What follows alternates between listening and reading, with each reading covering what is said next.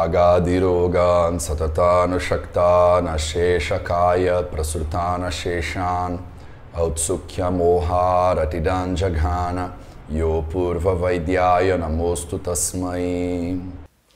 Bonjour à tous, je suis Rita de la chaîne Ayurveda et en collaboration avec Mateusz Macedo de la chaîne Vidaveda, on va vous proposer la continuation, la deuxième partie du shloka numéro 7 et le début du shloka numéro 8. Te vyapino pihrunabhyo radhoma dhyordhva samshrayaha. Te signifie eux. Alors dans la vidéo précédente, donc dans le shloka précédent, on a parlé des trois doshas, Vata, Pitta et Kapha. Donc on parle de eux. Quand on dit Te, c'est eux, les trois doshas. Vyapin signifie ils sont omniprésents. Donc ça veut dire que ces trois doshas, ils sont présents dans tout votre corps.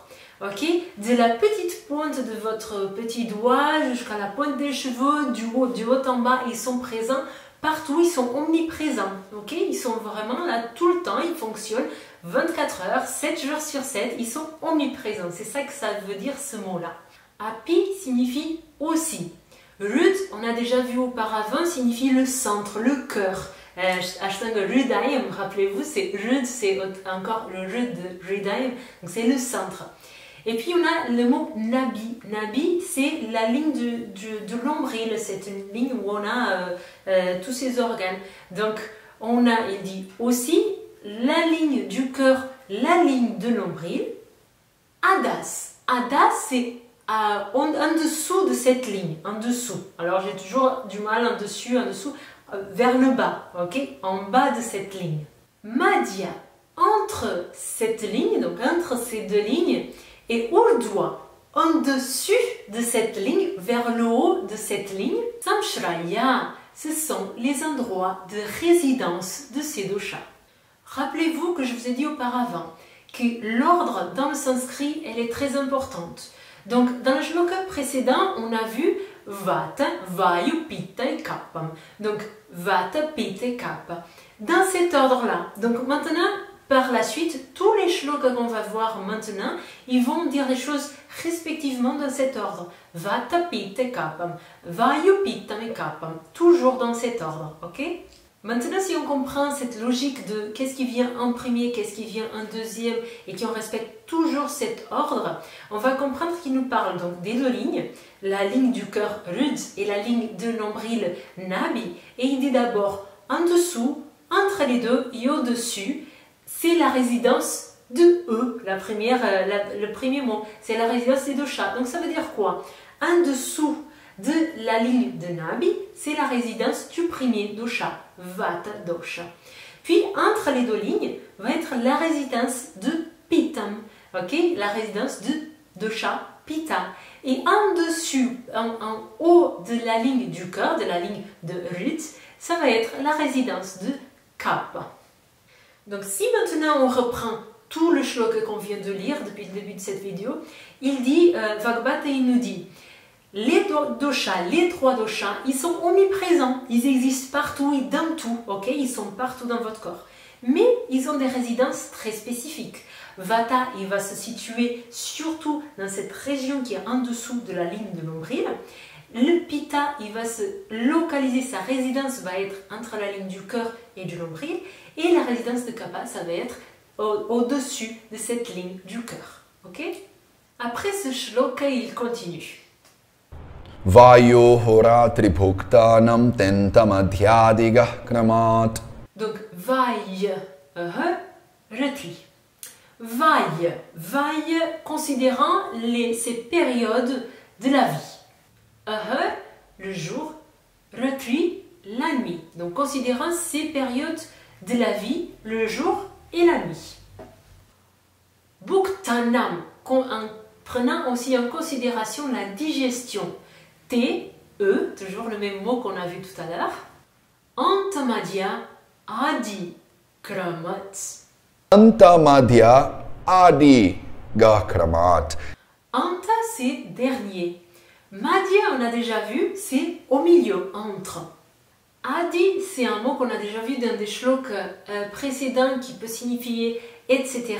Et là, elle va avoir une autre description, ça va être le premier. Ga, dans le mot ga, on a cette notion de mouvement. Et kramat, respectivement. Et maintenant, on va mettre tout ça en ordre. Donc, les trois doshas, ils vont prédominer, ils vont être présents à la fin, au milieu et au début de ces processus. Donc, si on considère tous ces événements, on va retrouver les trois doshas dans cet ordre. Vata, Pitta et Kapha, en considérant la fin, le milieu et le début. Donc, pour les stages de la vie, c'est quoi? C'est l'enfance, l'âge adulte et la vieillesse. Mais il nous dit d'abord, il nous dit que c'est la fin, le milieu et le début. Donc on va inverser un petit peu tout ça. On va voir que Vata va être le dosha prédominant dans la vieillesse, donc dans la fin. Pitta, le dosha prédominant au milieu, donc l'âge adulte, l'adolescence. Et Kapha va être le dosha qui est prédominant au début, donc l'âge de l'enfance. Okay? La même chose pour le jour. Donc le début du jour, on va avoir une prédominance de Kapha, au milieu du jour, une prédominance de Pitta, et à la fin du jour, on va avoir une prédominance de Vata. Okay?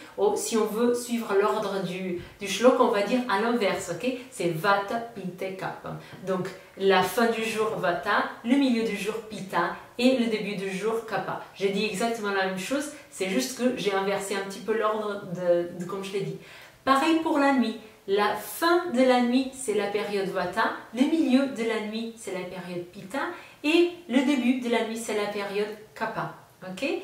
Et pareil pour le moment de la digestion, donc fin de digestion, milieu de digestion et début de digestion, on a Vata, Pitta et Kapha. Fin de digestion Vata, milieu de digestion Pitta et début de digestion Kapha.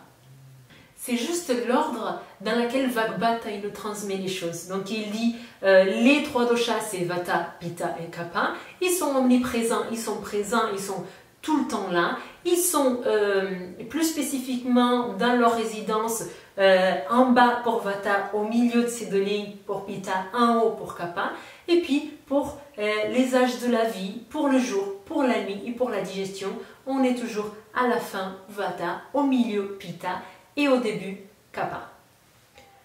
Donc on a vu dans des shlokas antérieurs que dosha, c'est celui qui peut déséquilibrer, qui peut créer un déséquilibre. Que s'ils sont déséquilibrés, ils vont créer de la maladie, mais que s'ils sont équilibrés, ils vont maintenir l'état de santé, ils vont aider le corps à continuer dans un état de santé. Et maintenant, il nous dit plus de détails. Il nous dit qu'ils sont partout, qu'ils sont dans tout, dans chaque cellule de notre corps, mais qui vont être spécifiquement dans certaines zones de notre corps, qui vont être spécifiquement prédominants dans certains moments de notre vie, dans certains moments de notre journée, de notre nuit et de notre digestion. Donc remarquez que Vagbhata, il est petit à petit en train de nous raconter une histoire pour que ça devienne de plus en plus clair. Qu'est-ce que sont ces trois intervenants? Ils nous fait comme un théâtre où on a ces trois personnages et on va les connaître de mieux en mieux, ce Vata, ce Pitta et ce Kapha. Qu'est-ce qu'ils sont, qu'est-ce qu'ils font et comment ils gèrent les choses. Merci beaucoup pour nous avoir suivis encore sur cette vidéo. Je vous invite encore une fois à vous abonner à ma chaîne Ayurnatul, à vous abonner à la chaîne de Mateusz Macedo qui s'appelle Vida Veda. Vous avez tous les descriptifs, toutes les informations dans le descriptif de cette vidéo. Vous avez la vidéo originale avec Mateusz Macedo qui parle en portugais. Je vous la mets aussi dans le descriptif de la vidéo. Et je vous invite aussi à cliquer sur la petite cloche en haut à droite pour ne rien louper et avoir les notifications à chaque fois qu'une nouvelle vidéo peut tomber sur la chaîne YouTube pour que vous puissiez continuer à suivre cette formation gratuite. Merci beaucoup et je vous dis à la prochaine vidéo où on va continuer cet enseignement à travers des shlokas de l'Ashtanga Hridayam. Merci.